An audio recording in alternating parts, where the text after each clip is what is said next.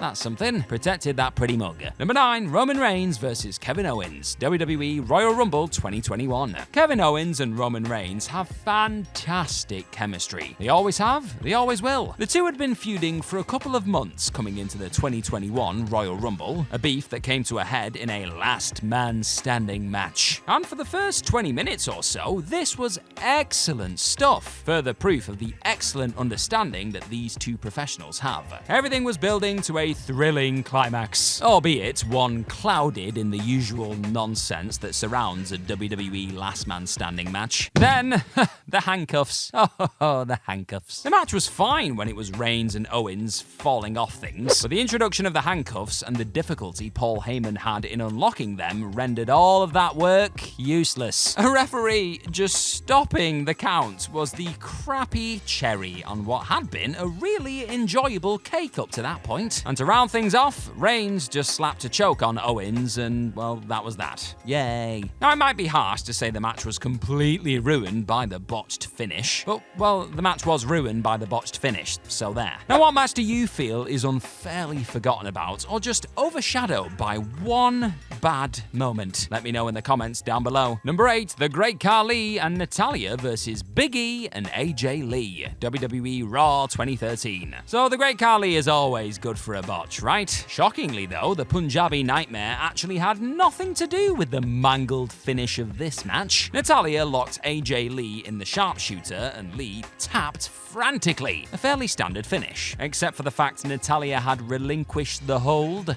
It is difficult to say that the botch ruined the match per se, but it did plenty of damage to any hope of a better presentation of WWE's women, for a short while at least. Every Everyone came out of the match looking like a bit of a fool, really, which is less than ideal considering the then fledgling careers of Lee and Big E. Until then, the match had been more than serviceable, which should be considered a triumph, you know, considering Carly was involved and all that. Things did not get any better after the fact, as Natalya waited for the referee to raise her hand, only for the official to tell Natty that she needed to reapply the hold and get AJ to submit all over again. Pretty good editing in the WWE video of it though, for sure. You'd never know. Number 7, Stone Cold Steve Austin versus Owen Hart, WWE SummerSlam 1997. The use of the word ruined is a divisive one. This has gone down in history as one of the most important and memorable matches of all time, but that was nothing to do with the match itself. That memory is almost exclusively based on the near tragic circumstances of the ending, and the series of events it set in motion that eventually made Stone Cold Steve Austin the biggest star in wrestling. It also ensured his early retirement, you know, before his Mania 38 return, of course. Did the botch ruin the match? Well, it ruined Austin's neck, that's for sure. Owen Hart and Steve Austin were at the peak of their powers in 1997. Two men with the world at their feet, making the WWE Intercontinental Championship feel like a bit of a big deal. Their SummerSlam 1997 title match was well on its way to becoming an all-time classic when Hart hit Austin with that pile driver, stopping time and the match simultaneously. Ever the professional, aside from the slightly unprofessional execution of the pile driver just moments earlier, Hart stalled for time as Austin desperately clung onto whatever sentience he had, eventually working towards the weakest roll-up in wrestling history and a victory for the stricken babyface. All memory of the match itself was obliterated in a botch that would ring loud through pro wrestling history. Nobody remembers the intensity of the match, only the career-changing piledriver. Number 6, WWE Royal Rumble 2005 match. The greatest comedy of errors in WWE history? Yeah, quite possibly. The finish of the 2005 Royal Rumble should have been simple, but instead it gave fans some of the most hilarious visuals in pro wrestling history. Now, you usually don't want to wish ill on anyone, but Vince McMahon tearing both of his quads as he desperately runs down to the ring to save the day, before hilariously having to dictate everything from a sitting position? Yeah, you can feed that into my veins. Until the unfortunate botch that saw Batista and John Cena hit the floor at the exact same time. I mean, what are the odds? The 2005 Royal Rumble was memorable only for a bunch of grizzled veterans bullying Daniel Puder and Gene Snitsky attempting to murder Paul London via decapitation. The rest of the Rumble was fine enough. A standard battle royal that featured a pretty great Edge performance and workmanlike efforts from the likes of Jericho, Ray, Benoit, and Eddie. The botch changed all of that though. In a parallel world, Batista dumped Cena over the top and everything after the show goes as it did. But that world has McMahon's exploding legs cruelly taken away from it. When booking the Royal Rumble, the very last thing you want is for the finish to be botched, right? Saying that, Asuka kicking thin air so violently it caused Nikki Bella to fall off the apron at the 2018 Royal Rumble probably counts as well, no? Yeah, you forgot about that one, didn't you? If you are enjoying this botched-filled list, then hit that subscribe button down below and you'll get even more fantastic What Culture Wrestling videos absolutely every day. Number 5, London and Kendrick versus Taylor and Regal versus MNM versus the Hardy Boys. WWE Armageddon 2006. So before we get into the whole Joey Mercury's face explodes thing, how awesome does that match look on paper? Let me break it down. The Hardy Boys are obviously one of the most popular teams in the history of pro wrestling, while London and Kendrick were basically a way more athletic and dynamic version of the two, just a bit less popular. M&M were, for a while, WWE's only decent tag team, and Taylor and Regal brought thug-nosed British grit to the table with aplomb. But yeah, Joey Mercury's face exploded, and everything else fell apart from there. It is quite difficult to focus entirely on a plunder match when one of your colleagues is gushing blood from his face, one presumes. This was a ladder match, and all it took was one convoluted spot to go slightly wrong for Mercury's face to be in peril, by which I mean obliterated. Look, you know something is bad when John Morrison describes taking a ladder full pelt in the throat as lucky. What should and could have been an all-time great WWE tag team ladder match became an exercise in damage limitation, as well as, for all intents and purposes, the end of Joey Mercury's in-ring career. Number 4, Ronda Rousey versus Becky Lynch versus Charlotte Flair, WrestleMania 35. You could probably make a convincing argument that WWE botched this match before the bell even rang. Like, why was Charlotte Flair involved? The entire wrestling world wanted this to be a major singles match between Becky Lynch and Ronda Rousey. Yet 2,435-time women's champion Flair was just shunted in there for reasons. For shame, WWE booking team, for shame. And if that wasn't bad enough, the first women's match to main event WrestleMania ended with a botch, with a 3 count that should never have happened, and an exhausted crowd with the wind knocked well and truly out of their sails. Poor Rod Zapata too. Stuck between a rock and a hard place, Zapata counted Rousey's shoulders to the mat despite one of those shoulders being nowhere near the aforementioned mat. Zapata claimed that Rousey was in severe pain due to a broken hand and needed to finish the match, but that still doesn't exactly make this botched finish okay. Will Becky and Ronda ever get a chance to right this wrong in the future? Well, with the latter not even signed with them currently, you would not bet on it. Number 3, Eddie Guerrero versus Rey Mysterio, WWE SummerSlam 2005. What is it with WWE and putting together convoluted storylines for what should be simple feuds? Eddie Guerrero and Rey Mysterio were WWE Tag Team Champions, but a desire to see who was the best led to a match at WrestleMania 21. That match was hampered by a poor choice of mask on Mysterio's part, but it didn't seem to hinder Rey too much as he eventually got the win. And that set in motion Eddie's downward spiral, as professional jealousy became too much for Latino heat to handle. But why, oh why, did Dominic need to be brought into it all? He didn't, obviously, but the feud climaxed in a ladder match for custody of a young, dirty Dom. Now, the ridiculous stipulation was easy enough to ignore for the most part, as Eddie and Rey went to work and put on a tremendous match, one more suited to the WWE world than their more famous matches in WCW. Everything was going swimmingly until Eddie found himself with a clear run for the briefcase. This wasn't supposed to be the finish, as Eddie's wife Vicky should have been out there to push her beau off the ladder, doing the right thing at the right time. But unfortunately for the match, Vicky was in the wrong place at this right time. She was nowhere to be seen. Rey eventually pulled Eddie down after what felt like an age, and the effing and jeffing that subsequently flowed from the mouth of Eddie Guerrero spoke for itself. Latino heat indeed. Vicky eventually sauntered out 3 minutes later as the spot was reprised, but the cat was out of the bag.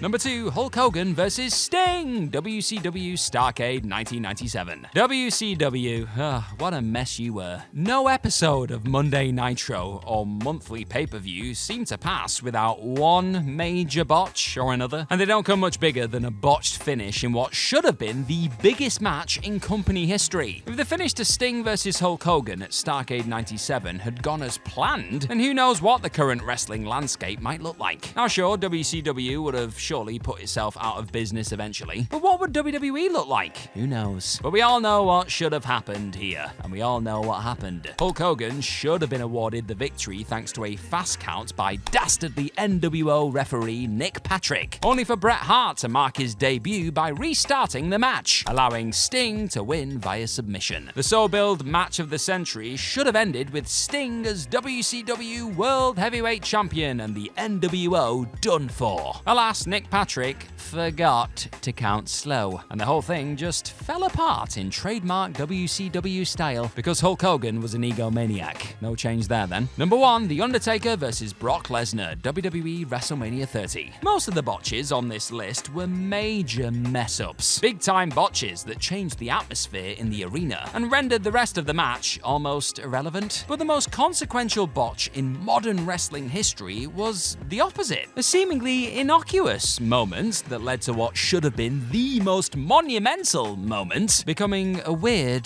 underwhelming, damp squib of an affair. Look, it isn't fair to say the end of the streak was botched, but that match was definitely ruined by a moment that didn't go to plan. Undertaker versus Brock Lesnar at WrestleMania 30 wasn't necessarily destined to be a classic, but it would have been a whole lot better if Undertaker didn't pick up a concussion some 5 minutes into the match. As the two were grappling on the outside, Brock's strength got the better of him, and he somehow managed to tip over the dead man like some sort of great oak. Taker's head was left unprotected as it smacked the ringside mat, rendering him largely useless through the rest of the match. The plan was obviously obviously not for Undertaker to get a concussion 5 minutes in, so this definitely goes down as a monumental botch that did more to ruin the match in question than anything else on this list. The end of the streak should have been truly epic, but it was just a bit weird and surreal in the end. Oh, to go back in time. WWE has been using pyrotechnics as part of its programming for many decades. But not all instances turned out the way that the company envisioned. Wrestling fans have witnessed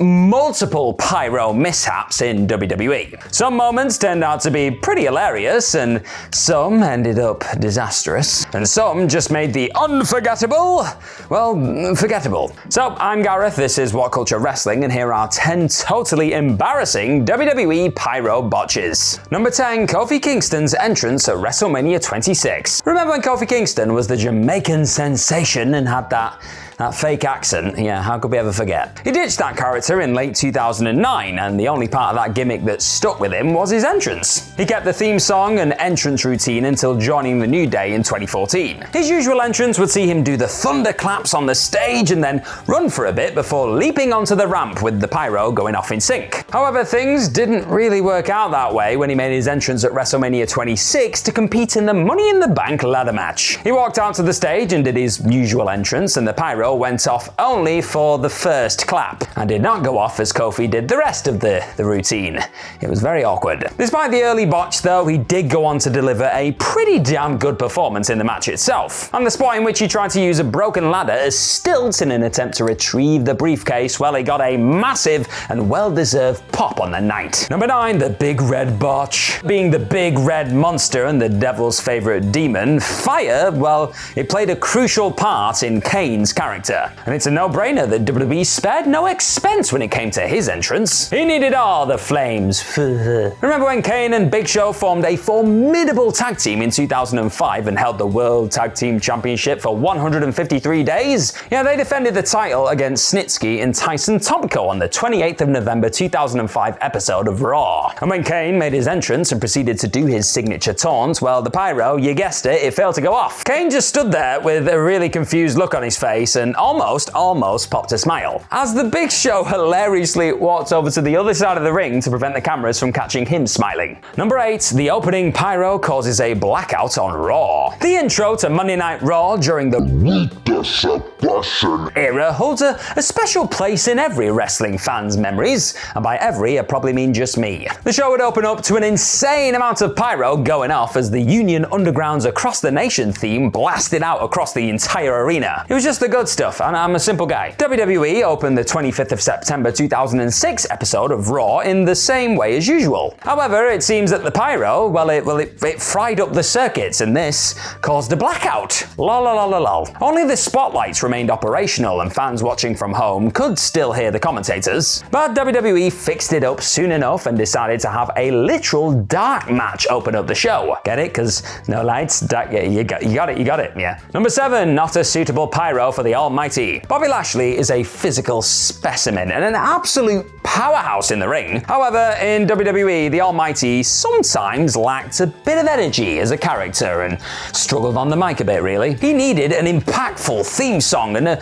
decent pyro display during his entrance to increase his appeal, and it definitely worked. But the production crew messed up one of those entrances on the 1st of September 2023 episode of SmackDown. Lashley had formed a heel faction called The Pride with the Street Profits, and the trio was set to make their partnership official. However, as Lashley made his way out, he did his usual entrance routine, but the pyro, which was supposed to go out with a bang as he raised his arms and did that thing that he does, well, it turned out to be quite the dud in the end. It was as if WWE was trying to pay tribute to the infamous exploding barbed wire deathmatch from AEW, but somehow delivered an even weaker explosion with just a little fizzle. It was like Number 6, could they be any more late? Cody Rhodes is one of the founding fathers of AEW and was booked accordingly throughout his tenure with the company. They even used almost their entire pyro budget on Cody and Mandy Rose' baby's gender reveal segment thing. Remember that? When Rhodes decided to return to WWE in 2022, he had the same presentation. Everyone was shocked, including the entrance and all of his pyro. Following his triumphant return at WrestleMania 38, where he beat Seth Rollins, Cody Rhodes then made his first appearance on Raw. And WWE even had a big old ramp for his signature Codyvator entrance thing. What a world. The first botch happened though when the elevator got stuck midway through and he was just kind of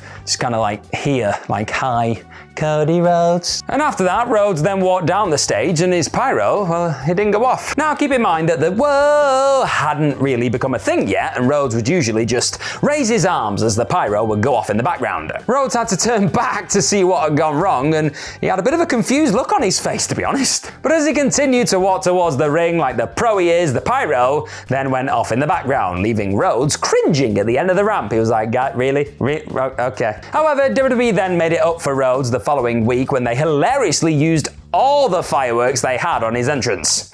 Better late than never. Number 5, WrestleMania 33 set catches fire. The WrestleMania 33 set was a visual spectacle as WWE spared no expense in having it represent that year's theme. What was the theme? It was the ultimate thrill ride, of course. The set resembled a roller coaster. It had like a big roller coaster track. It had roller coaster cars on it. It had a big globe in the middle, if that's right, yes. The show also had 13 matches on the card, including the pre-show. It was a biggie. And the main event saw Roman Reigns looking to become only the second person ever to defeat The Undertaker at WrestleMania. The match lasted for 23 minutes, and in the end, Roman Reigns emerged victorious. And almost everyone thought it was The Undertaker's last match here. As the dead man made his exit, WWE then set off some pyro to give him a proper send-off. But the display resulted in a part of the set catching on fire. Fans filmed the incident on their phones and posted it on social media. But the stadium workers were quick enough to extinguish the fire before it could spread out even further. But yeah, that could have gone very bad very quickly. Number 4, again, could they be any more late? Brock Lesnar is a mountain of muscle with an intimidating aura, living up to his moniker of the Beast Incarnate. His usual entrance routine would see him do his signature taunt near the ramp and then jump onto the ring and pull the ropes with the pyro then going off in sync. For most of his second run with WWE, Lesnar maintained a tough guy image and rarely spoke or did something out of character. But all that changed when he adopted the cowboy gimmick in 2021. He let his guard down a bit and showed a fun version of himself, which ultimately made this botch right here a bit more memorable. Brock Lesnar appeared on the 11th of July 2022 episode of Raw to talk about his last man standing match against Roman Reigns for the undisputed WWE Universal Galaxy and all of our galaxies surrounding our universe championship at SummerSlam 2022. God, that belt was silly. When he walked out to the stage and did his signature taunt though, well, you guessed it, the pyro, it didn't go off. Actually, no, the pyro did go off, it just went off a bit late as he continued to walk down the ramp. And Lesnar, he didn't let that slide. No, he looked right into the camera and he exclaimed, oh, that was a little late. Yeah, you don't want to piss off that guy, do you? Number 3, Shawn Michaels gets annoyed at his own pyro. Shawn Michaels and The Undertaker have shared the ring on multiple occasions over the years, but only 5 of them were televised singles matches. Yeah, I know. And the first time they stood toe-to-toe against each other was at the Ground Zero In Your House pay-per-view in September 1997. Shawn Michaels was at the top of his game at the time and he was already a 2-time WWE champion. And his usual routine would see him flex his biceps in the middle of the ring as the pyro goes off in the background like pew, pew, pew, pew, pew, pew, pew, pew, pew, pew. However, as Shawn Michaels made his way to the ring and did his usual entrance shtick, the in-ring pyro seemed to go off a little bit slower than usual. HBK didn't take too kindly to that and he made fun of the pyrotechnic display and expressed his frustration in the middle of the ring. He spat his dummy out, he was not a happy heartbreak kid. Number 2, point harder, Randy. The Royal Rumble pay-per-view marks the beginning of the road to WrestleMania. And the winners of the men's and women's Royal Rumble matches earn a World Championship opportunity at the Show of Shows. If you didn't know that already, where have you been? Well, they also earn the right to stand tall and point towards the big WrestleMania sign with the pyrotechnics going off. It's a big honor. You point your finger and it goes. Randy Orton did the same when he outlasted 29 other wrestlers to win the 2009 Royal Rumble match. Following his victory, he tried to celebrate by pointing at the WrestleMania sign and waiting for the fireworks to start. Like, yeah, did it. Okay. He tried again after coming to the center of the ring and pointed at the sign, but the pyro just still didn't want to go off. He got antsy with referee Charles Robinson, who had to yell at him to get on the top turnbuckle and point at the sign again, because apparently getting closer to it helps. Orton climbed up to the turnbuckle and pointed even harder, and what do you know, the pyrotechnics, they finally went off. I think he just wasn't pointing hard enough. You gotta really push with your bicep around and you gotta point. Number 1, The Undertaker almost gets his face charred. Years before he almost got engulfed in flames at the 2010 Elimination Chamber pay-per-view, The Undertaker found himself in a similar scenario when a pyro botch almost charred his face. On the 13th of July 1998 episode of Raw, The Undertaker made his way out to the ring for a match against Vader. As the dead man walked down to the ring, stood at the corner near the turnbuckle, and then raised his arms like he does. Only the lights were supposed to come back on, and the pyro should have gone off like near the stage. It should have gone off miles away. But the pyrotechnician inadvertently activated Kane's pyro instead, which is an easy mistake to make. I mean, they are brothers, they look very much alike, causing a jet of fire to hit The Undertaker right on his face. The Undertaker, who is well known for protecting his gimmick and the business at all costs, did not let that shake him up though, and he entered the ring without breaking character. I would have been screaming my damn head off, but you know, that's why I'm not a wrestler. Even Shawn Michaels, who was sitting at the commentary table that night, showed a brief moment of concern. He was like, is he okay? Yeah, he's fine, okay. Fortunately, the dead man did not sustain any serious injuries, and he continued with the match and defeated Vader in a quick 4-minute contest. So it was all good, it was just really scary for like a second there. It was just like, what's going on? Accidents are simply a part of life, ladies and gentlemen, and even the most skilled and exceptional workers of their generation have found themselves in a few awkward and unquestionably unintentional situations over the years. But hopefully enough time has passed where even the various talented folks involved here can now enjoy a chuckle or two at those absurd and priceless times things simply refuse to go to plan. So I am Gareth here from What Culture Wrestling, and here are 10 totally hilarious wrestling botches. Number 10, Randy Orton goes to get himself DQ'd, then quickly aborts. Whatever the original plans were for the conclusion of D-Generation X versus Rated RKO at New Year's Revolution 2007, seemingly went right out the window the second Triple H tore another quad. A few tentative attempts to put weight on the shredded leg post spinebuster soon revealed this game was over. But the lowest RKO ever to grace a WWE ring, an explosive sweet chin music, a missed spear, and a no doubt excruciating pedigree just about kept this sinking ship from completely going under, whilst the gang figured out how to end the chaotic brawl. However, there was actually a pretty funny moment just before the cerebral assassin foolishly put Edge down with his finisher, when Randy Orton seemingly tried to improvise a sudden finish to the match. Though the event has since been erased from the match on the WWE Network, the Viper actually went to whack his former Evolution pal with a steel chair before swiftly realizing Trips was happy to continue on in agony for a bit. But the folks watching on at home and in the arena weren't even given enough time to assess this absolutely absurd moment of hilarious madness live, with HBK and his broken pal soon unleashing a pretty brutal chair assault of their own on the Rated RKO a-holes to bring the mad collision to an end. Number 9, the Animal unleashes a botched Batista bump. If you haven't ever been treated to the sight of the mighty Dave Batista making a glorious mess of a Mark Henry shove 13 years ago, then prepare yourself for some Animal comedy gold long before he was cracking jokes alongside the Guardians of the Galaxy. With the world's strongest man storming to the ring to aid John Cena after he'd already been utterly battered by Big Dave and Sheamus, Batista's attempts to keep Henry from intervening on the apron soon saw him being hurled into another dimension, thanks to a monstrous one-armed push from the powerhouse. Did Batista mistime his massive back body drop here? Or was he simply reacting to an incredibly smooth German suplex from Mr. You Can't See Me, as noted by one rather amused fan on Reddit? I salute you, my friend. Number 8, now, Shinsuke, now! Had the face that runs the place not been calling spots in his typically subtle way, bellowing at the top of his lungs for all to hear, there's actually a good chance that the majority of fans watching on wouldn't have spotted this particularly amusing mistake. But Cena's insistence on ridiculously screaming, now, Shinsuke, now! As the audience inside of the Wells Fargo Center emphatically let both the frozen leader of the C Nation and Roman Reigns know that they both sucked, ultimately cemented Knack's late arrival as one of the funniest errors of the modern era. The fact Knack and Finn Balor then proceeded to finally batter the faces of the company to the sound of joyous cheers was merely the icing on the silly cake. Was the 2018 Royal Rumble the best of all time?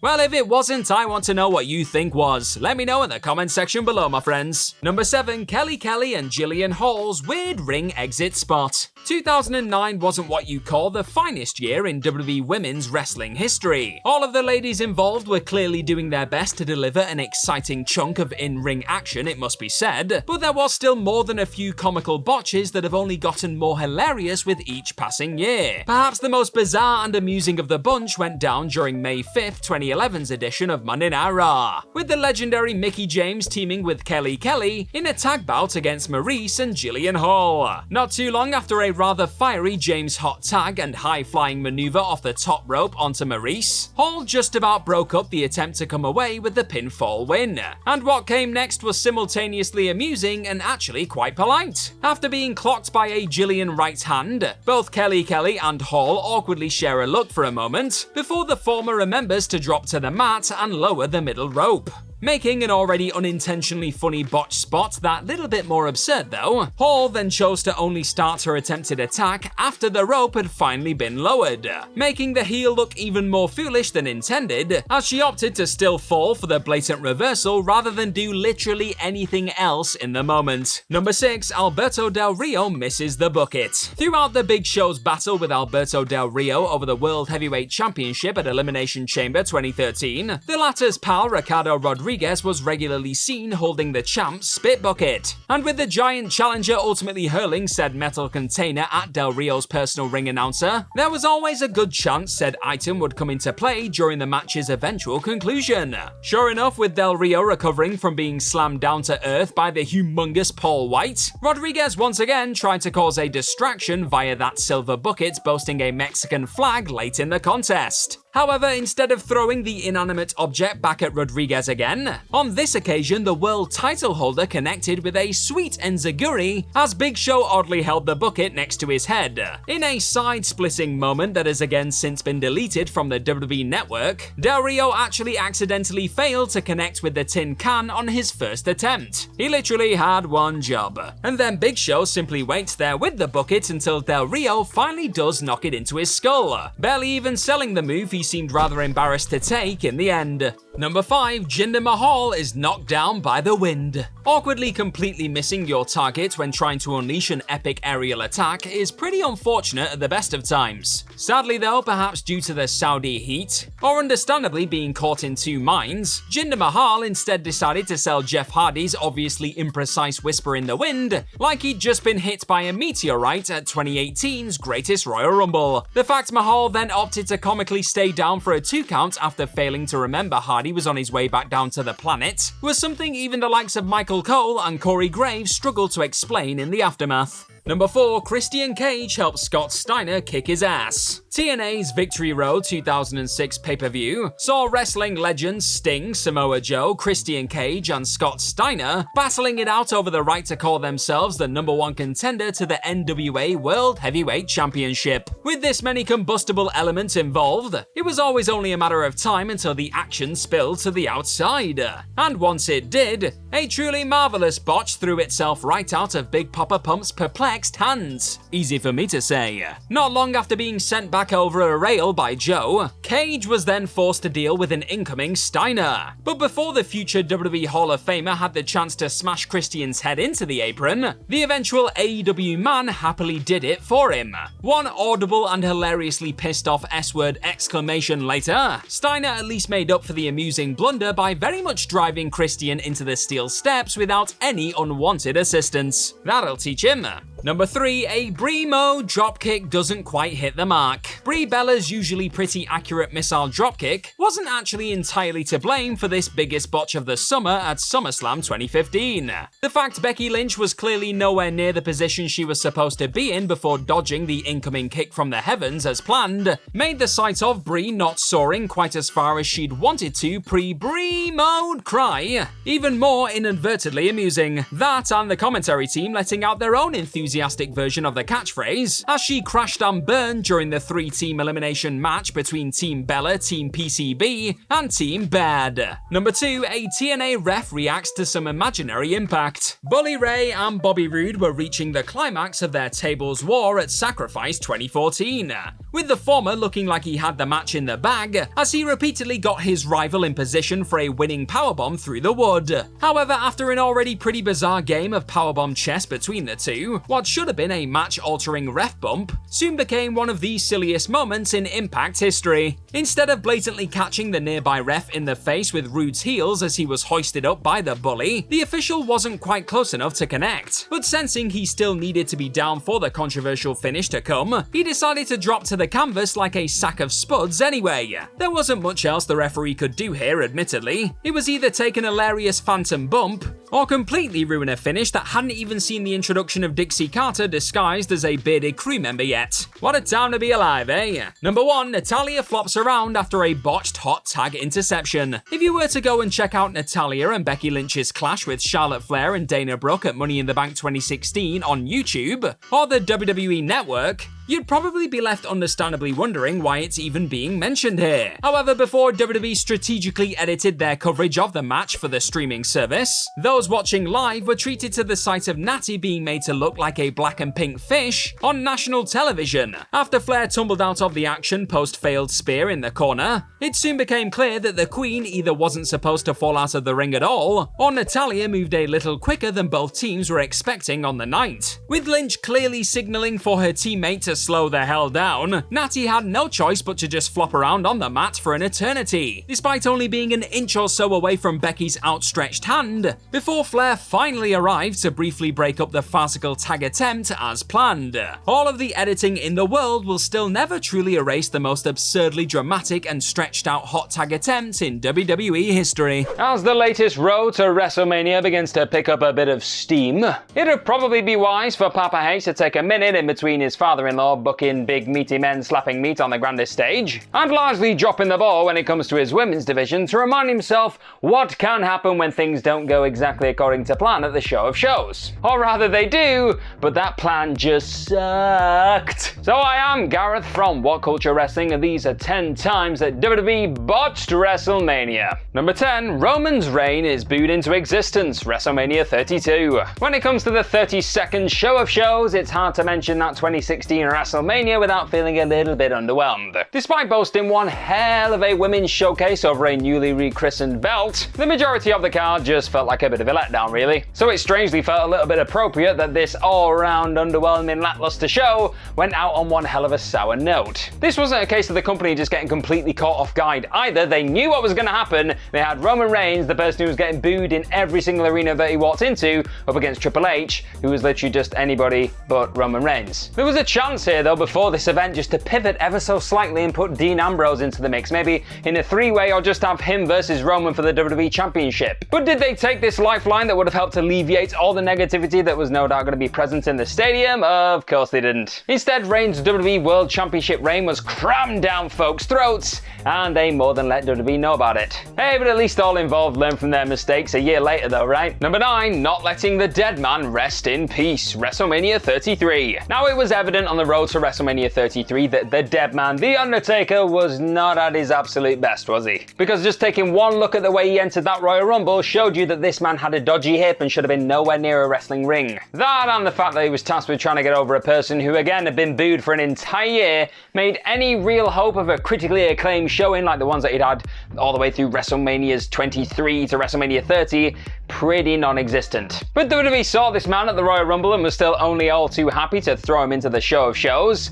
and well, the end results were as painful to watch as they likely were to produce. Taker struggled throughout and Romans did much of the literal and physical heavy lifting, and it was just really excruciating, wasn't it? And making matters that little bit worse, Roman Reigns himself said that he didn't want to win this match, he even requested to lose it, but WWE weren't having any of it. They wanted Roman to win, so he did. So The Undertaker lost in what was looking like his final match, and it was all just a bit depressing. And it'd also kickstart Mark Calloway's 3-year mission just to try and go out on one hell of a high, and we all remember what happened at Super Showdown, so I'm gonna blame this. This is what started that. Number 8, Hulkamania foolishly runs wild at WrestleMania 9.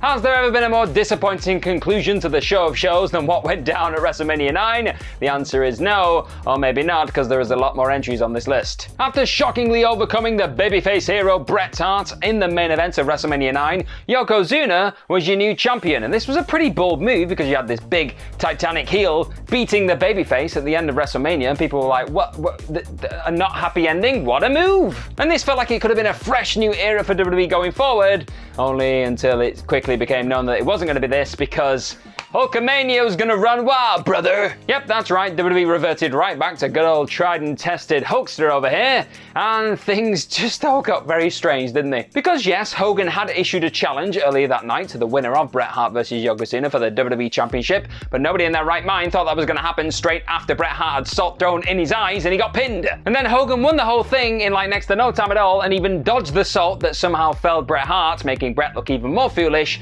This entire thing was silly, stupid, it didn't help anyone. And making matters that little bit worse, instead of doing the favors back to Hart like he said he would apparently further down the road, he chose to drop the belt back to Yokozuna at King of the Ring, rendering this entire thing pointless. What a pointless waste of time. Number 7, trying to follow The Undertaker vs Shawn Michaels, WrestleMania 25. Some incoming clashes have instant classic written all over them. So rather than trying to follow something like, I don't know, Hulk Hogan versus The Rock at WrestleMania 18, the smart move would have probably been just to end WrestleMania with something that was always going to be as huge as this. But of course, WWE foolishly decided to do the complete opposite to that. They put them on like third to last, and then you had a women's match and a world championship match, and they both didn't feel anywhere near as special. The crowd was zapped because they just had Hulk Hogan versus The Rock. And did WWE learn from their mistakes a whopping, 7 years later? No, they did not, because you've been watching this video, they do not learn. And on this occasion, we have The Undertaker versus Shawn Michaels at WrestleMania 25, and they put on an absolute masterpiece, a clinic, a masterclass, if you will, and they're always going to, because look who these people are, look who's involved in the match. But WWE didn't have the foresight to see that this was going to happen, so what did they do again? They put 2 matches on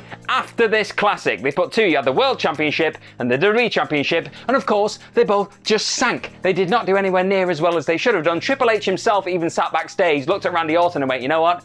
Think we're in trouble. Yes, they are. Yes, they were. It's all molding into one because my mind is melting again. Thankfully, the penny did finally drop a year later because they put these 2 bad boys on last, because who is going to follow this? Number 6, the ref counts Ronda's shoulders after a never-ending show, WrestleMania 35. After having to sit through what was shaping up to be the longest pay-per-view in all of WWE history, it's safe to say that many of the fans inside of MetLife Stadium were rather exhausted at the thought of having to sit through yet another match. But of course, the stars involved in that first ever all-women's main event was so damn talented that they somehow managed to get everybody back on board, because Ronda Rousey, Becky Lynch and Charlotte Flair know what they're doing. One person who sadly did not know what they were doing though when it came to this closing stretch of this epic main event for the ages was the referee, because he had one hell of a botch, didn't he? As the match reached its final stages, we had Ronda Rousey with Becky Lynch on her shoulders for the Piper's Pit, but then when she went for the move, Becky reversed it. And as she went to pin her shoulders to the mat, Ronda's shoulders clearly were off the mat. They weren't there for a minute, but the ref started counting anyway. So like for the first 1.5, her shoulders were nowhere near the mat, and then she got them to the mat. It was all a bit clunky, and even the commentators were like, does that count? We're doing that? Okay, let's go with it. Now, of course, everyone knew coming into this event that Becky was going to come out with all the belts, the winner takes all title, everything else. We just knew that because that's where the story was going. But the nature of just the all-round botched finish has led to WWE pretty much no-selling the nature of what actually went down. They just don't really talk about it. They go, yeah, Becky won at WrestleMania. People say, how? And they go, no, that's not important. And just as another little detail, referee Rod Zapata was also fine because he meant to call these matches as a shoot, and he did not in this moment, and Vince McMahon was not impressed. Number 5, CM Punk still doesn't get his main event, WrestleMania 29. In another case of WWE's refusal to book the obvious, coming back to bite them squarely on the ass, the decision to not give CM Punk the WrestleMania main event he so desired definitely ranks as one of the biggest botches in company history. Had Vince McMahon and co just found a way to squeeze Punk into that main event of WrestleMania 29 alongside The Rock and John Cena, then maybe there's a world where Punk would have just stayed put. He would have got his main event. He'd think, you know what, I'm happy with this, I've done the thing I wanted to do. I'll stay here, I'll earn some money, and earn WWE loads of money too. But rather than just injecting some best in the world into this weird twice-in-a-lifetime lie, the call was instead made to just chuck good old Phil into a match with The Undertaker that was classed as a quote-unquote main event by Triple H and Vince McMahon. And then we got The Rock versus John Cena again, but this time for the WWE title because that promised an even better match than we got the first time around. Spoiler, it did not. Now, Taker and the Chip Magnet most definitely put on a show-stealing performance because of course they did. Look at these two people. But they're still not getting around the fact that Punk had once again seen his WrestleMania dreams evaporate before his very eyes, and this all definitely played into his decision to leave WWE like at the start of 2014. That and the fact that Vince McMahon thought, you know what, I did that to him last year, this year, I'll put him in a match with Triple H. What could go wrong? Number 4, the wrong women walk out on top, WrestleMania 36. An entirely bizarre set of evenings for more than a few reasons. The Performance Center show of shows, aka WrestleMania 36, did at least come with a fair amount of fun, and that was really needed at the time because, remember, global pandemic, crying in my pajamas every single day and eating way too much ice cream at 9 o'clock in the morning. However, it did still come with a few painful reminders that Vince McMahon simply did not care, no matter what was going on in the world at this moment in time. He did not care what you wanted, he was still going to do whatever the hell he wanted because Vince gonna Vince. Heading into that year's showcase of the Immortals, NXT darling Shayna Baszler and Rhea Ripley would definitely be in position as two people who could be the future of the company, and they were two people that everyone was very much behind because they were fresh, they were sparkly, we'd seen them in NXT and we thought, you know what, these two ladies can fly. And as they were both set to take on horsewomen at the show of shows, it definitely felt like a passing of the torch moment was about to go down. But oh, how wrong we were. The two black and gold sensations were both defeated across the two nights, with Becky Lynch winning yet again with a roll-up because that's just what she does at WrestleMania. Now, at least Ripley did find a way to get herself back on track after having her momentum completely derailed by whatever the hell that was when she lost to Charlotte Flair and lost her NXT championship, whereas Shayna Baszler is yet to really fully recover from being rolled up on the grandest stage of them all and having a WrestleMania moment stolen away by the man. Number 3, too many McMahons. What initially seemed like a fairly straightforward main event at WrestleMania 2000 very quickly turned into one of the most overbooked pieces of foolishness ever to grace the show of shows. After winning that year's Royal Rumble, albeit a little bit controversially, The Rock looked set to go one-on-one with his longtime rival Triple H on the grandest stage of them all. And at this moment in time, Triple H was arguably the biggest heel in the company, if Rock was the biggest face, it just made sense. But that would have been a bit too easy, wouldn't it? The attention was ultimately pulled away from this twosome and the Big Show was thrown in there, and Mick Foley too, because we just need more people and more stars and more star power, because that's how Vince's brain works. And in addition to just overloading the actual in-ring action that was going down in between the ropes, they put a McMahon in every corner because nothing sells a WrestleMania like 4 McMahons. Now, admittedly, giving Mick Foley the WrestleMania main event spot that he definitely deserved after putting his body on the line and putting it through hell for years and years and years was a nice touch. We all love that. It's just a shame they got thrown into such an overstuffed and just sour taste contest. And this was all complete with a typical headline-stealing Vince McMahon swerve, because of course it was, and Triple H won the thing, so you had a heel coming out on top in WrestleMania in the main event for the first time ever, just to really sour/sweeten the deal, whatever way you want to put it. So what could have been one of the strongest show closers of all time turned out to be little more than a McMahon-obsessed mess. Number 2, Austin's deal with the devil ends an all-timer on a sour note. WrestleMania X7. Despite quite possibly sitting as the greatest WrestleMania of all time, the way that WrestleMania X7 ended still has many fans scratching their heads to this day. So in the main event, you had Stone Cold Steve Austin versus The Rock. This was the second time they were going at it at WrestleMania. They were longtime rivals, they were the biggest stars in the company, but the plan going into this was to somehow turn Stone Cold Steve Austin heel in his home state. Stone Cold Steve Austin, biggest babyface of all time, the hero, the face of the company, turn him heel in his own backyard. Stone Cold could have punched a baby in the face and give the middle finger to the American flag inside of the Astrodome and he still would not have been booed. This was Stone Cold Steve Austin. But did that stop WWE from insisting on going through with one of the worst decisions in WWE history and turning the bionic redneck on the WrestleMania stage in the main event? No, it did not. Not even the sight of Austin sharing a beer with his longtime mortal enemy Vince McMahon, the boss, the devil himself, could get people to boo him because they loved him because it's Stone Cold. I don't know how many times I've got to say it, this was Stone Cold. Even Austin himself has admitted in years gone by that if he could go back, if he could jump into a time machine now, he would change things, he would call an audible because you could hear the noise in that stadium, that arena at that moment. They were not booing Stone Cold, they did not hate him, so why not just lean into it and make an incredible WrestleMania moment? That's just what you do. And hell, if he did jump into that time machine, we might have been saved from the absolute failed experiment that was the Stone Cold Steve Austin heel turn in general too. Number 1, all of it, WrestleMania 27. It may have come equipped with the return of the People's Champion and one hell of a war between The Undertaker and Triple H. But outside of those few occasional highlights, WrestleMania 27, when you think about it, when those words get thrown into a conversation, you get chills, I get shivers, I'm shivering right now. Stuffing the biggest event on the calendar with a frankly disturbing amount of nothing matches. And these range from Michael Cole and Jerry Lawler doing whatever the hell that was, to the weird Snooki nonsense when they had that 6-person tag match with Snooki from,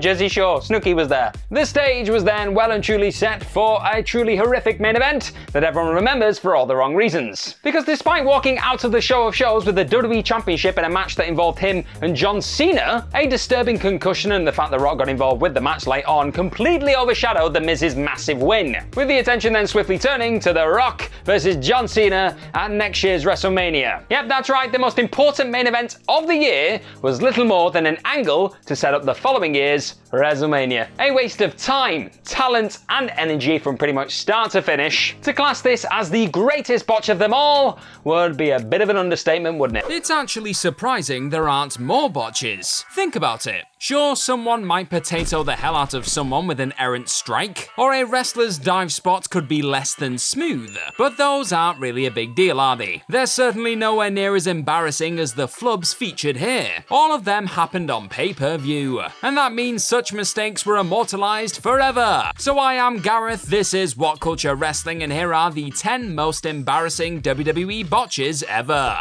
Number 10, Gene Okerlund's SummerSlam outburst. Let's kick things off with a true classic. SummerSlam 1989's promos were pre-taped either the prior day or earlier that afternoon. Somehow, one of the WWS producers managed to slide the wrong tape in when it came time for Gene Okerlund's interview with Rick Rude and Bobby Heenan. What happened next was mortifying, to be honest. A piece of the SummerSlam promo set fell down behind the trio and gave Gino quite the fright. "F it," he shouted loudly. Then commentary pair Jesse Ventura and Tony Schiavone had to pick up the pieces and haha the hell out of a quick sell job before moving on. Vince McMahon, who was already producing a slick operation by 89, had to be tearing his finely coiffed hair out that something like this could ever happen. F it indeed. Number 9, Mandy Rose decks it. Slipping and landing on your ass is embarrassing enough at the best of times, but it happened to poor Mandy Rose back at WrestleMania 37 in 2021. Mandy was strutting to the ring alongside Dana Brooke for a tag team turmoil bout when she slipped and took the steel ramp right on both cheeks. Rose's face said it all. She knew it was embarrassing, and she knew she still had to wrestle, then face some serious ribbing later behind the curtain. The whole thing was even more tragic because Mandy and Dana were clad in revealing outfits and had been instructed to power walk to the ring.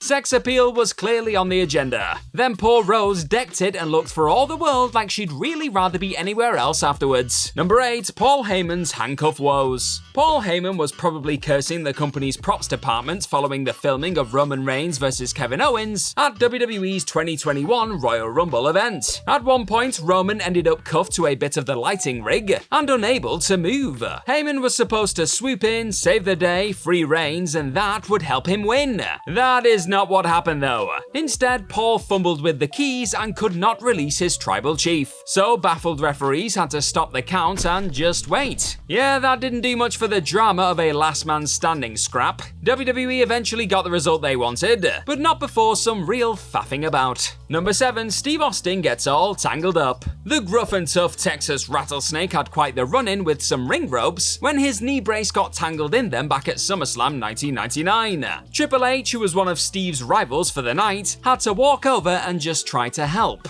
Hilarious. This whole drama didn't do much to sell Austin's tough guy persona. Don't trust anybody? Well, Steve had no choice but to trust the game at SummerSlam 99. Otherwise, he might still be there flapping around like an upturned turtle. Number 6, Papa Shango misses his cue. Take a gander at Papa Shango's facial expression right here. He's panicking, isn't he? No wonder, because the terrifying witch doctor had missed his cue to run in during the WrestleMania 8 main event between Hulk Hogan and Sid Justice. That, regrettably, inevitably meant Sid had to kick out of Hulk's leg drop. Oh brother. The entrance aisle for Mania that year was long, but surely someone should have been paying attention behind the curtain and told Papa to start sprinting early? Or maybe it is just his fault entirely. So Sid kicked out of Hogan's unstoppable finish, then Shango hit the ring anyway to awkwardly trade blows with a surely irate Hulkster. Even a few short seconds made all the difference here, and they would have tanked the Mania headliner had everyone else not been on the ball.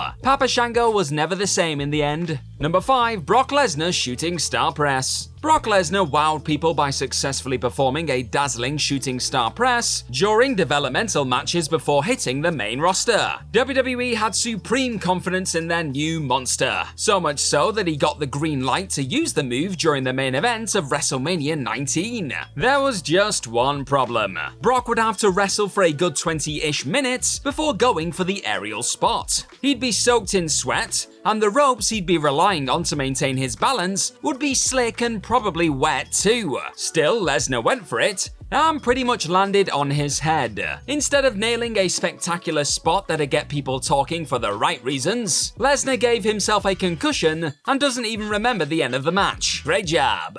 Number 4, the ref botches WrestleMania's finish. WrestleMania 35 was a monumental night for women's wrestling. It marked the very first time a female match was going on last on WWE's biggest annual pay-per-view. It's just a pity the finish was all sorts of messed up. The ref is to blame for that, at least partly. He counted Ronda's shoulders down during a Becky Lynch crucifix pin, even though one of them clearly popped off the canvas before the 3. Later, Rousey confessed that she was likely to blame more than the official though. She was trying to lock her shoulders against the mat, so squirmed free by mistake. Regardless, the ref took most of the heat from Vince McMahon for the incident. A historic headliner hadn't been ruined as such, but millions were talking about the botched ending on social media afterwards, and that just would not do. Number 3, Owen Hart blows his big line. Right, something does need to be said first and foremost. Owen Hart was one of the best to ever lace up a pair of damn boots. His athletic approach in ring was phenomenal, and he could work with all shapes and sizes. The guy was one of the most giving workers in WWF/WWE history too. Promo expert though? No, not quite. In fact, Owen botched one of his biggest moments at the 1994 Royal Rumble. He literally just turned heel on brother Bret by kicking the back of his injured leg following a tag team loss, then appeared on the big screen to hammer home the point. Sadly, Owen messed it up and said, "That's why I kicked your leg out of your leg." Anchor Todd Pettingill cringed, and Hart very visibly realized he'd made a mistake. His selfish rant had merit, but the key line was totally ruined by him stumbling over his words like some overexcited kid playing tough guy pro wrestler. Number 2, Titus World Slide, baby. WWE's so-called Greatest Royal Rumble from 2018 is not remembered for the fondest reasons anyway.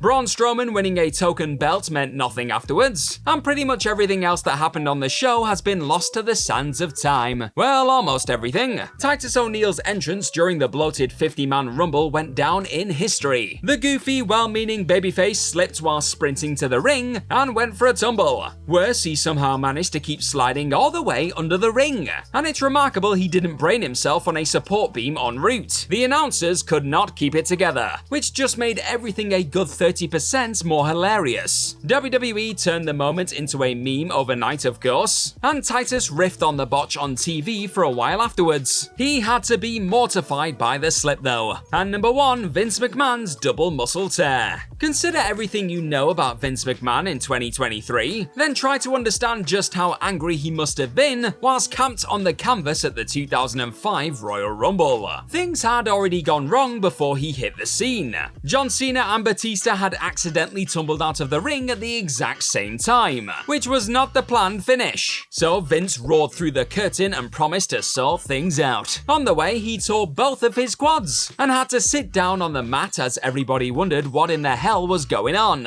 McMahon had to be fuming, not least because his injury had been caused by somebody else's incompetence. Vince was carted off to hospital, Batista won as planned, end, and all was well that ended well. So just a few days before all of the chaos involving Vince McMahon suddenly returning to WWE and then the company looking like they're going to sell it at some point in the year, there was actually a tremendous amount of optimism that was surrounding an incoming event. You know what I'm talking about, the Royal Rumble, the most electrifying show in all of WWE. Fight me, and if that person that I just alluded to does not pop up at this event, I'm going to riot. And to be honest, this renewed faith that people have had in the product in the wake of Triple H stepping in for Vince McMahon has been pretty well earned for the most part. So people have every right to have a little bit of hope about this Royal Rumble, or at least they did before those things happened that I said at the start of the video. Because now you get the feeling that this show that is popping up in just a couple of weeks' time at this point of recording has the potential to completely fall off the rails and be utterly botched like a few of the Rumbles that I'm going to talk about right now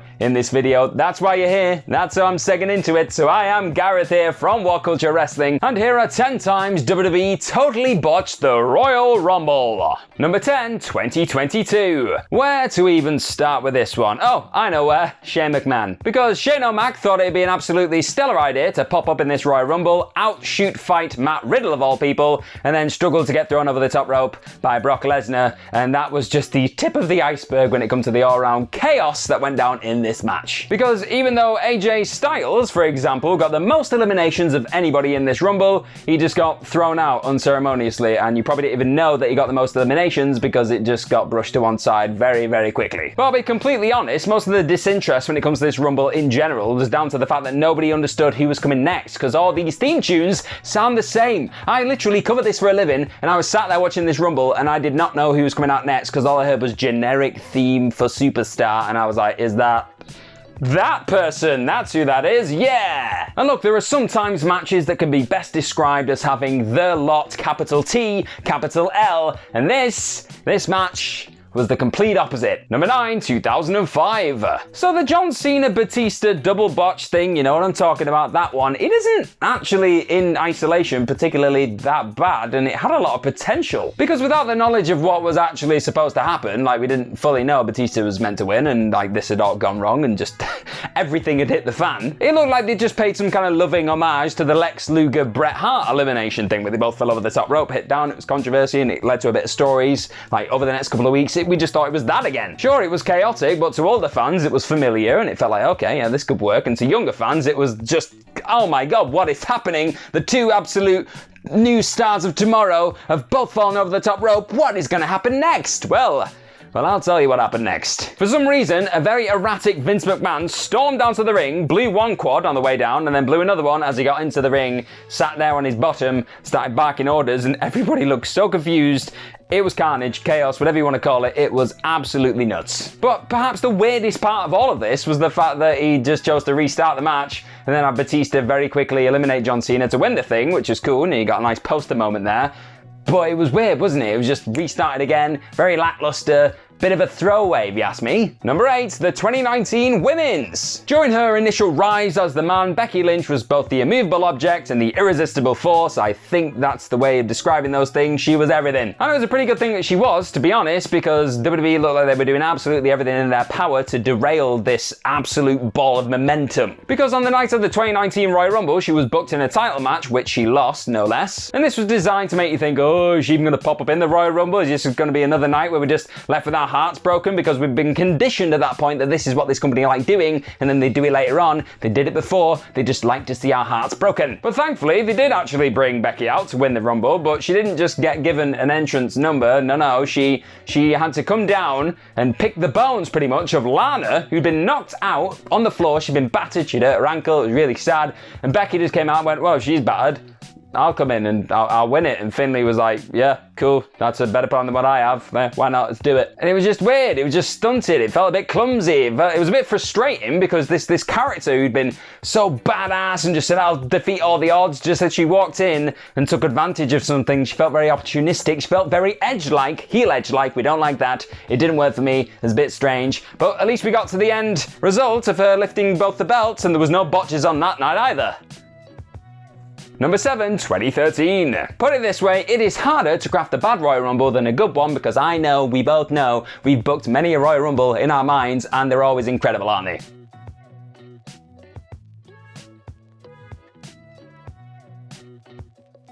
They got to the point where they couldn't even apply any reasonable thought to the company's probably most prestigious match that they have, the most sacred match, the match that you really can't lose on if you just give it a tiny little bit of thought. Outside of their big play, and this was John Cena winning the Rumble to somehow make up for a bad year that he'd had after losing to The Rock, even though that year still saw him beat Brock Lesnar of all people. The rest of the company though was just on pause, and it was pretty much entirely reliant on CM Punk having one of the best WWE Championship reigns of modern times, even though he was battered, broken down, and on the edge of saying, F you, I'm getting out of here. And the titular match itself was a reflection of the malaise and the drabness beyond belief. The only shining light in an otherwise deeply forgettable and rather depressing Royal Rumble was Chris Jericho coming back, popping the world, being a surprising Iron Man as well, and then not really having a storyline coming out of that centered around the Royal Rumble match itself. So even that had its own weirdness to it. Number 6, 1999. Whatever you do, don't believe the hype when it comes to the whole Stone Cold Steve Austin, Vince McMahon rivalry thing carrying absolutely every single pay-per-view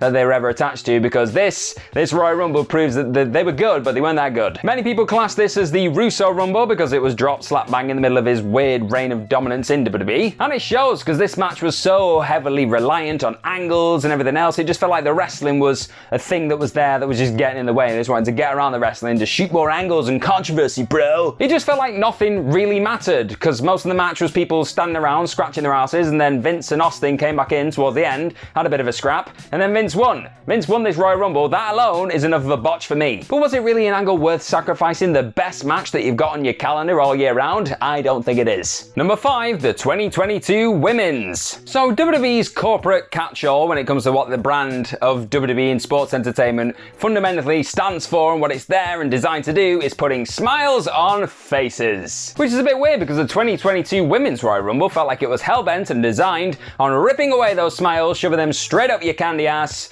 and then making you crap them back out, eat them, and then poop them out again, and just keep the cycle going for as long as the match itself lasts for. It was just cruel across the board, and it was the accuracy of the cruelty at people that people like. Do you know what I mean? It was people like Molly Holly, Melina, Sasha Banks, all these people that got lovely responses just got embarrassed at various points in this match, and it felt just horrible. It's like a nasty person put it together, go figure. Like I said, Melina got dumped out just a few seconds into her appearance, or return, whatever you want to call it. Sasha Banks, who was like one of the main baby faces of the evening, she got dumped out unceremoniously. And then you have mighty Molly Holly. She came down to the ring, got a lovely reception, then got battered by Nikki ASH and dumped straight out in like 20 seconds flat. But all that negativity, all that heel shenanigans, I don't know who it was for, don't know what it was designed to do, didn't make anybody feel like more of a babyface out the other side, it didn't help build anyone, it just felt horrible and nasty people doing nasty things. I didn't like it. Number 4, 2016. So the 2016 Royal Rumble match was centered all around Mr. Roman Reigns, the head of the table now, defending his WWE Championship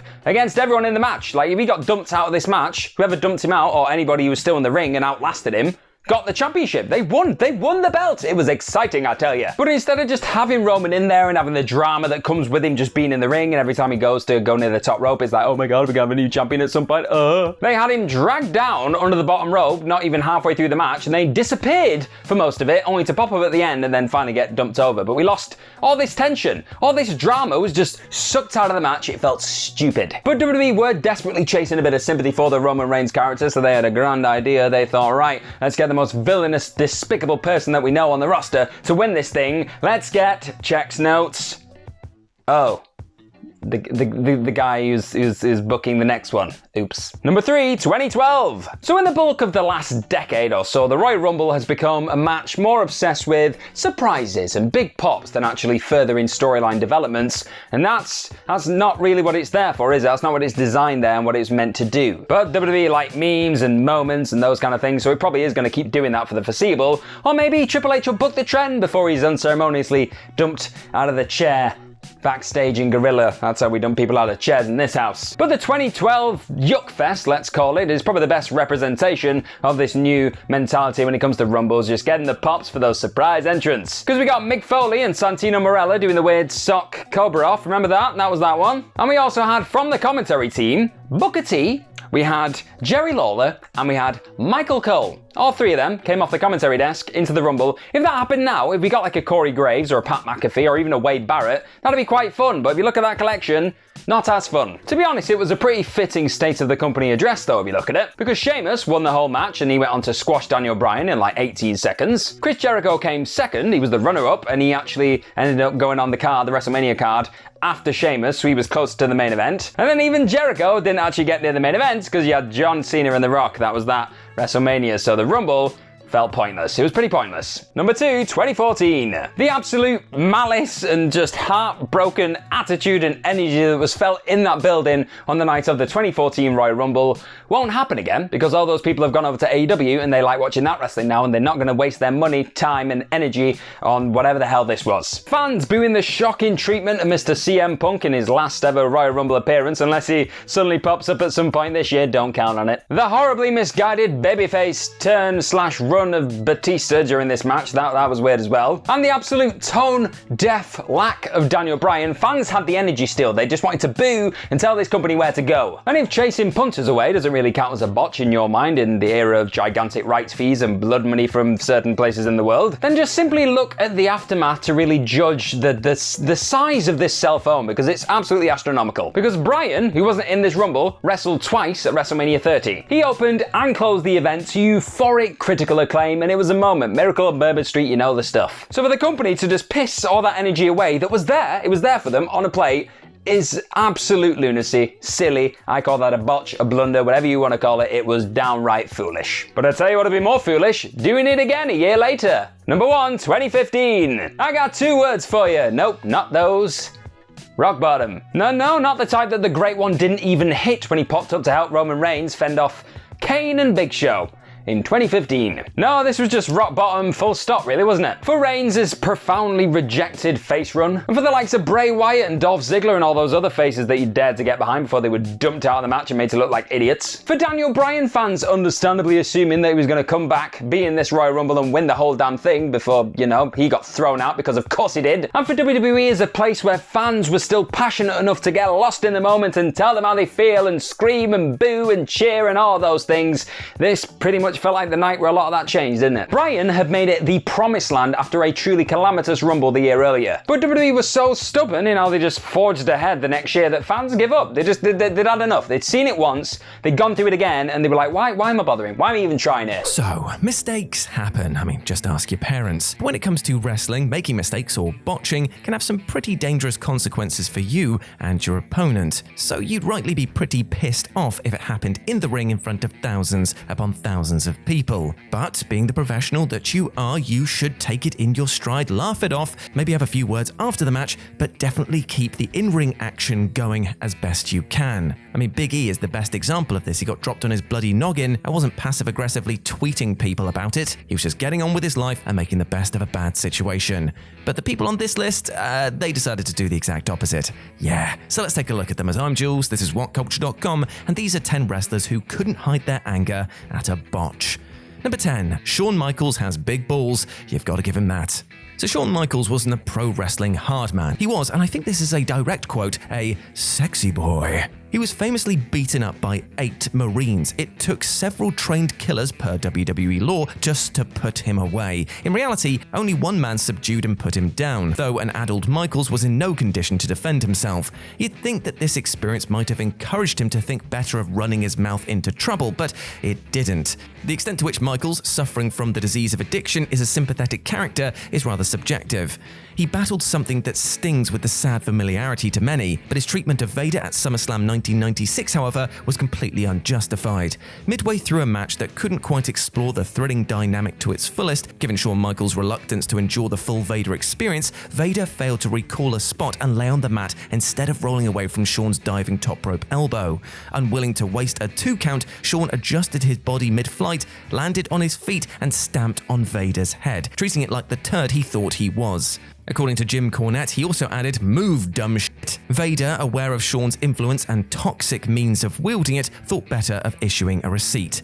Probably just as well. Number 9. Trish Stratus snarls at Jackie Gator. So here we find Trish Stratus kicking the cat. She was paired in an infamous 2002 match with the greenhorn tough enough contestant Jackie Gator. Gator, to put it lightly, did not exactly know how to work. This was an aberration at the time, but were a performer of Gator's experience to emerge within the WWE system in 2022, well, she'd appear on NXT 2.0 with a ridiculous over-the-top gimmick and begin a romantic storyline with NXT's resident farm boy. But WWE in 2002 very rarely allowed wrestlers who couldn't wrestle on television because they couldn't wrestle, which resulted in quite the experience. It was so poor that after Gator, who wasn't really at fault, bumped for a bulldog so late it was as if Trish had attempted it in 1995, Jim Ross muttered, and mercifully, it's over. The match had fallen entirely apart well before this. When Gator just stood still in a panic, causing Trish to almost back body drop herself, Gator made an ill-advised attempt to make it look as if Stratus had f***ed up and set about working the knee. A furious Stratus dragged Gator to the ropes and gave her a rollicking.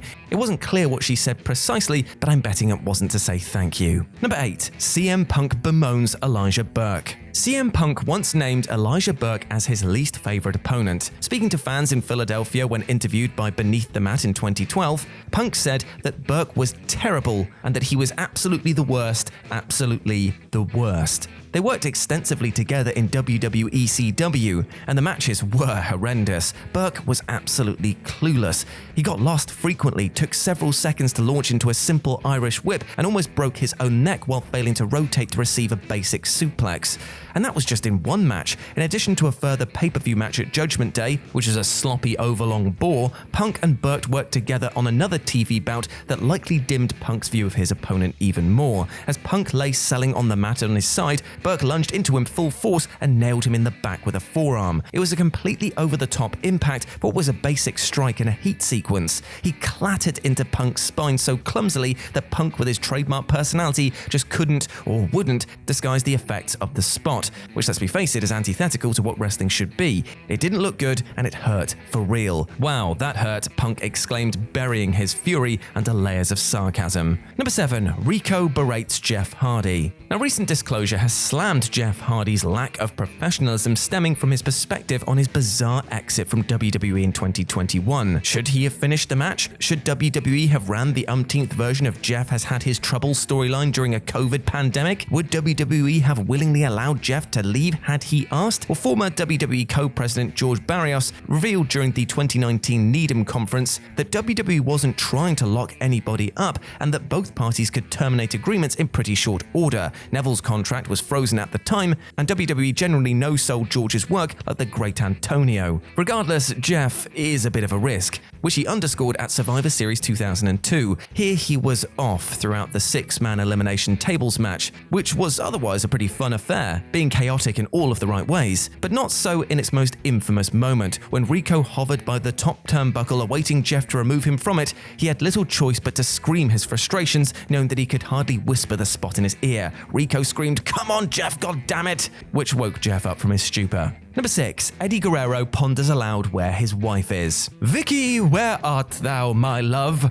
Well, it wasn't quite as polite as that. At SummerSlam 2005, Eddie Guerrero and Rey Mysterio fought for custody of Dominic. It was a preposterous premise that followed a preposterous storyline that would not be as fondly remembered as it is, if the principals involved were not pro wrestling royalty, even if the two legends could never replicate their barnstorming WCW chemistry in a WWE ring. It was impossible for them to not have a very good match, but as a result of ill-fitting masks and inexperienced ringside seconds, they didn't work a true classic. The match at SummerSlam, which bloody hell knows what social services would have thought of, went on a bit long and the ladder, well, didn't cooperate at times. And it's memorable only for its most infamous of botches, in which Eddie turns the airwaves blue in a state of abject fury. He seemed to want out of the arrangement, perhaps as a result of Dom's failure to improve much beyond a very auspicious start against Seth Rollins at SummerSlam 2020. Sick burn, mate. And so when Vicky failed to make her cue and topple him from the ladder, he screamed, "Where the f*** was Vicky?" very loudly after he had to improvise the fall with Rey.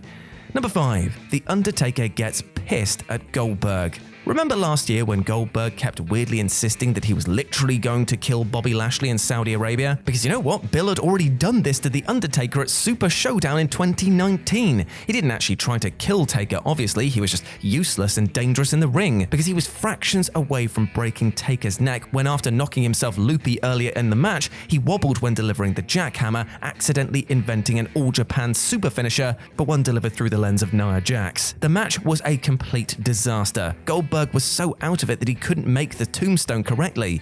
He'd slipped out of it and narrowly avoided serious injury. Both men were involved in a miracle that fateful night, but instead of counting as blessings, Taker somewhat understandably looked pretty miffed. He sat up after the match with a facial expression that could only be described as, "These WCW guys do not know how to work." That match was so farcical that it actually justified his 2001 run. Number 4, The Rock chews out Earl Hebner. Now, though Earl Hebner is a tremendous, tenured and well-respected official, he's not exactly the brightest of bulbs, as was shown at No Way Out 2001 in the classic Rock vs. Kurt Angle main event. It was a blistering headliner. Deep into the stretch, Angle stomped on The Rock's ankle to get out of the corner after working on it all match. Rock's selling was tremendous. He conveyed the sharp pain, which is altogether harder than fatigue. But he evaded the charging clothesline, sent Angle to the corner, and hoisted him up for the Rock bottom. This was the finish. But Hebner didn't count it. Per a recent episode of his podcast, Angle revealed that Hebner got confused. He knew that a second Rock bottom was the finish, but forgot that it just happened midway through the match. Rewatch the end of the match closely and you'll see Rock pause, sit up, and look Hebner dead in the eye after executing the third Rock bottom. He's facing away from the hard camera, but the gap between delivering the move and mounting the pin is noticeable. "Count the motherfucking finish," is what he said, and Hebner duly did. Number 3, Randy Orton calls Kofi Kingston stupid. Kofi Kingston made it to the pinnacle of WWE before Brock Lesnar brutally toppled him from it, but it took years and years to do so. The duration informed the Kofi Mania storyline, which probably did as much to undermine the run as it did to inform that key moment. He took so long because, in part, he was demoted following his first breakthrough moment. He showed real intent and personality throughout a 2009 mini-program opposite Randy Orton. They even gave the man a vehicle to destroy. And remember, the world title. That's when you know WWE really cares about you, because destructible vehicles means toys. Thrilling crowds with memorable set-piece angles and exciting, unique in-ring work, it all went to shit on January the 11th. And this was after WWE had called Kofi off following his grand acceptance at Madison Square Garden. Orton defeated Kingston and John Cena in the Raw main event, the timing of which was unfortunately botched. Only slightly mined, but that was enough for WWE to condemn Kingston to nothing more than a mid-card exile for years and years. Orton did his stamps, the mat spot ahead of the RKO, but Kingston rose to his feet too early, detracting from the suspense of the drama. In truth, this was Kingston's fault. Orton does this spot so often that Kofi really should have learned the rhythms of Orton's then tedium. As it happened, he didn't, and Orton screamed, "Fucking stupid," through a complete and utter fit. Number 2, Chris Jericho does the Lord's work. Shane McMahon really thinks himself the hard man. Is it a bird? Is it a plane? No, it's Shane McMahon jumping onto an inflatable crash pad because he saw Mick Foley get over at King of the Ring 1998. The stuntman gimmick was one thing. It was impressive. Protected, but impressive. It didn't rely on the premise that Shane was in any way skilled as a combat athlete. And so much of his stuff did rely on that frankly preposterous notion. Shane McMahon is not a hard man. He gets blown up walking around the place. But because he labors under the misapprehension that he is a hard man, he often hits his opponents in the face by accident, because he's also, shock horror, a terrible worker. Now this happened to Chris Jericho at Survivor Series 2016, who responded by flying out of the ring and kicking the crap out of various props because he needed to vent and not kick Shane in the face. It didn't work. He was still hot, so he blasted Shane with pretty much a full-force missile dropkick. Shane taking that and continuing on probably convinced him that he was a worthy opponent to Brock Lesnar, so maybe Jericho didn't do us a favor at all. And number 1, Brock Lesnar tries a different approach. So Shawn Michaels got pissy, CM Punk got sarcastic, Rico got desperate, but Brock Lesnar meanwhile decided to articulate his displeasure by rattling Braun Strowman's brain around his skull at the 2018 Royal Rumble. In a match fought between Brock Lesnar and his two goons, Kane and Braun Strowman, the latter pissed Lesnar off about 30 seconds in. Bursting out of the gate, Strowman floored Lesnar with a basement dropkick before rocking him in the face with a hard knee. Strowman, who wasn't exactly a neurosurgeon, picked the absolute last pro wrestler to try and stiff. But Lesnar controlled the ever-loving piss out of Strowman's narrative in response. He popped him with a rapid, terrifying two-punch combo, one to the chin and then an immediate second to the temple. And Strowman staggered around the canvas. This receipt was the end of it. Even if Strowman probably felt like he wanted to pop Lesnar, he was physically incapable. The rest of the match proceeded as planned, i.e. shockingly well actually, since it was 2018 and Kane was in it. But Lesnar didn't do a thing to conceal his very, very real and very scary fury.